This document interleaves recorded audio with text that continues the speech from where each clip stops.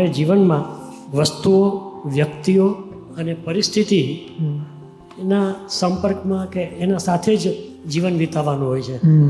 તો આવા સમયે આપણી સ્થિતિ શું હોઈ શકે, અથવા તો કયું જ્ઞાન સમજ ધારણ રાખવી? જો પરિસ્થિતિ નહીં બદલાય, આ શિયાળો બદલાય છે, આપણે જેકેટ પહેરીને ફરીએ છીએ ને, ઉનાળો નહીં બદલાય, આપણે પછી કંઈક કોટન કે ખાદીના પહેરીને ફરીએ, ચોમાસામાં છત્રી કે રેઇનકોટ લઈને ફરીએ. એટલે એવું કંઈક જ્ઞાનનું બખ્તર પહેરો કે વ્યક્તિ કે સંજોગ પરિસ્થિતિ બદલાશે નહીં, તમે સંભાવમાં રહી શકો એવો રસ્તો કરો. અને એનો છેલ્લો ઉપાય આટલો છે, સાચી સમજણ, સાચું જ્ઞાન, તેનાથી કોઈ પરિસ્થિતિમાં આપણને દુઃખ નહીં થાય.